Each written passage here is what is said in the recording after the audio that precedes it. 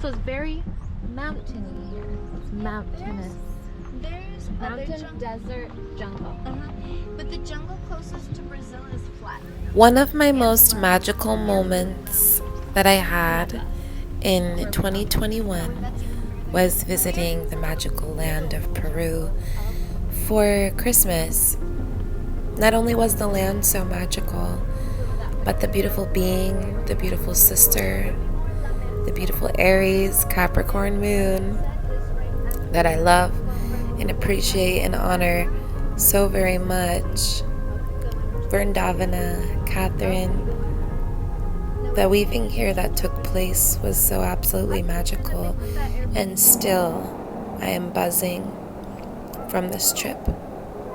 There's so much that I learned from this land, from these people, these waters, the fruits, the customs of life, the ways of village and tribe in Peru is absolutely astronomical, and definitely something that all humans can take note of.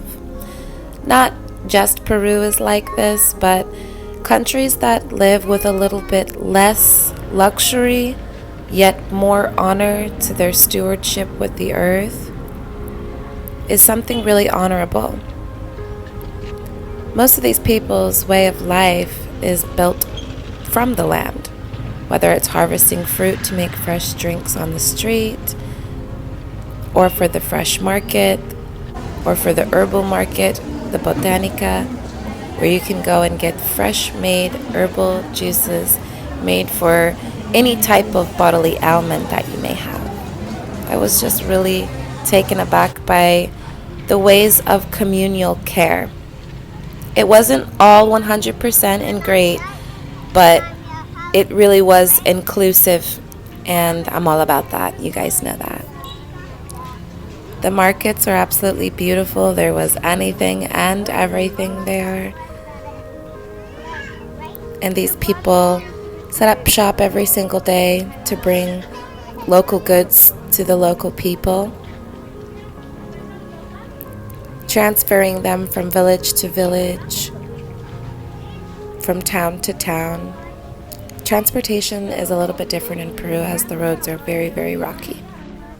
So common transportation, they have motorcycles, they have these motorcycle/car hybrids called combis that are kind of like taxis. You'll see a couple of videos of those in a little bit, where it's like half bike and the person drives in the front and about 2 or 3 people, whereas me, Vrndavana, and Everest would fit in the back of one.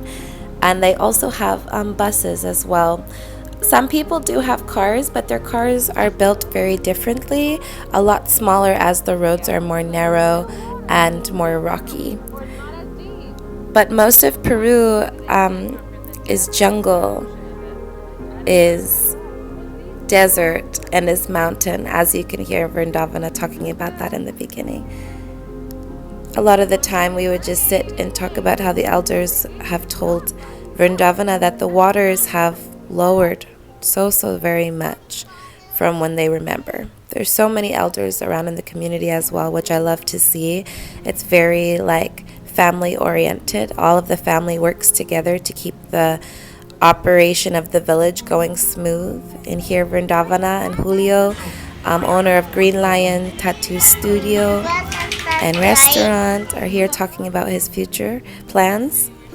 This is land that he has purchased and has big plans to put a hotel and a hostel space for visitors. Yet right now he is allowing some women elders in the community to use the land for their ginger harvest. So you will see a lot of ginger around. But here he was showing us, this is one of a few properties that he owns. His other one is down in the town there. And his father was one of the elders to be the founders of this here village.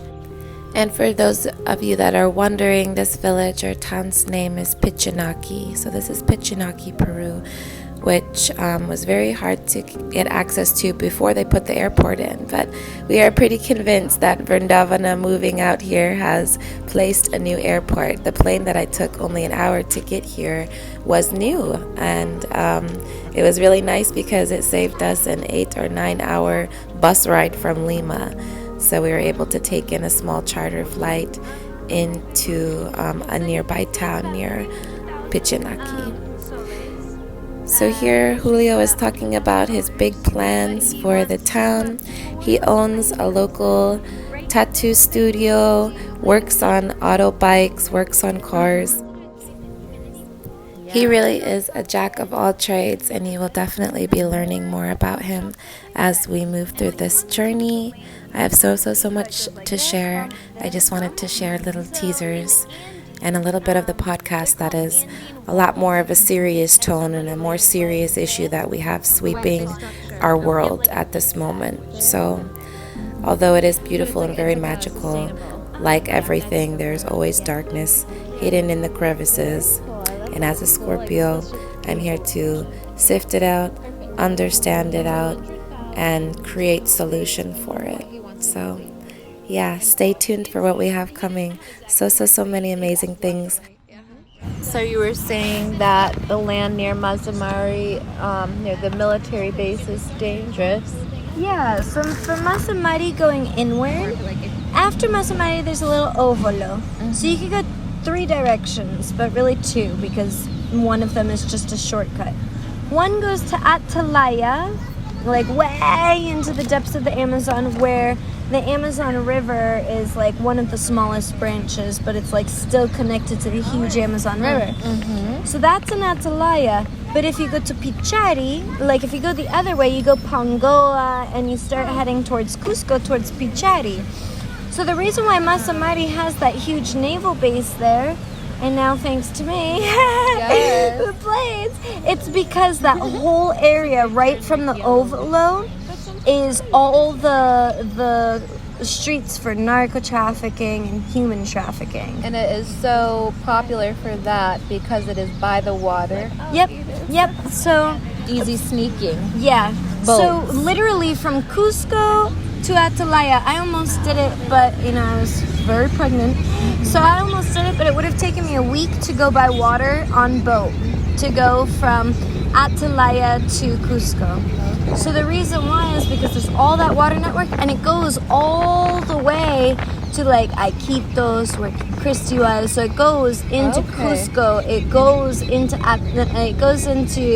Brazil. Sorry, Colombia and Brazil. So if it gets to either of those 2 borders, it's a sure deal that it's getting sold, that it's going to make it. If it goes to Colombia, it's trying to go to the Panama Canal so it can be dispersed anywhere in the world. And if it gets to the Darien jungle, then it's like a sure deal. So it's a possibility if you were in that area, you could potentially see human trafficking in live action. Yeah, when I was in Atalaya, when I was in Masamari, I couldn't stay there. I was teaching special kids, like I told you. Yeah. But I couldn't stay there because one night they ripped me out of my home with my child breastfeeding, saying, "You're the only white person in this town, so we know that you stole her." And I was like, "What do you mean, stole who? Like, I'm here with my child." So Americans and white people here. Well, that brings it back to the whole human trafficking thing in Peru here is by the conquistadors, the white people. Right. So and by the nuns, who brought Christianity. Yes. Because now those people were indigenous, but they became Christian because of white people, because of white influences. Yeah. So they don't see white people as like drug traffickers. They see them as traffickers. for babies taking their Organ children. babies. When I was in Atalaya, they had never seen a white person because I was the first white person to go into And that that's village. where they ripped you out of the... No, that was in Masamari. Okay. In Masamari, they ripped me out of my house saying, "You Wow. were the one who stole this girl." And I was like, "What are you talking about?" And I was living with some people at the time, and that's the only reason why I didn't get convicted of something that I did not do. They were able to be like, no, Because they were like, "No, she was sleeping. She had just worked a class and then she went to sleep, so she's been here. So if you had But there was a nobody woman- else, yeah. you probably would have gotten taken away. Oh yeah, for sure. They said that what supposedly I had done was that I had cut her tongue and burned her feet and her hands. And she was one of the girls who is at that nunnery freaking orphanage in Masamari. That you were working at? No, I was doing a research on them. So I would go once a week, talk to the kids, what do they like, what don't they like. Seeing what they're about. Yeah, what is Peruvian this? orphanages about? Yep. But it was a lot of people saying, the first couple of years I really missed my parents because they wouldn't let me see my parents. But now that it's been so many years and I've only gotten to see them for 1 week over Christmas, I don't really even love it. I don't even like to go back to my home, they'll say. And I'm like, yeah, because these freaking nuns just Desensitized made you, them. desensitized you to your own fucking family. Okay, yeah. Yeah. And the reason why they're doing the trafficking, why are the conquistador, why is that the trafficking happening with Peru children? Because the indigenous are so out of governmental, like, what's that thing called where every year consensus? So there's no numbers saying how many indigenous villages are living in the boondocks, how many children do they have, how many of them are going to school. So it's easy because there's no tracking. Most of those people don't even have a freaking DNA, don't even have a passport, don't even have a social security card. Right. So they're unspoken numbers. And similar to the trafficking in the U.S. with the foster care system, you said that a certain percentage of foster care children end up in 60% of human trafficking, 60% of foster care is human trafficked, and those are only reported cases. Yeah. That's not including the numbers of children who in the states like Arizona, where they're legally allowed to delete case files of children who are disappearing after 6 months. Legally, they're allowed. Oh, 6 months. We don't know where they are. We can delete and. Yep. So that 60% of foster care system doesn't include those kids. It doesn't include the kids whose cases are being denied because they're considered pathological liars. It doesn't include the families that are saying my child's missing. And then the foster care system's saying, no, she's in this foster care home, and then the girl is saying, well, no, this foster care family is fucking abusing me and trafficking me and having me sleep with different men. I've literally been unable to save children who have said they are being trafficked.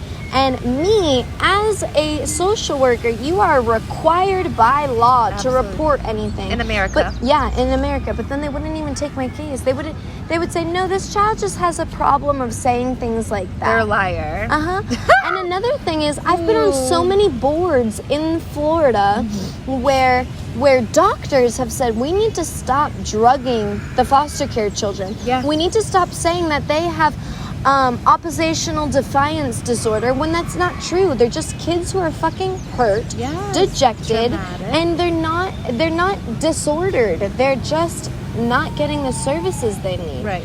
And From birth, mostly, most of them that are there, they just need a caring heart. Yeah. And most of those doctors said that the drugs are one of the leading things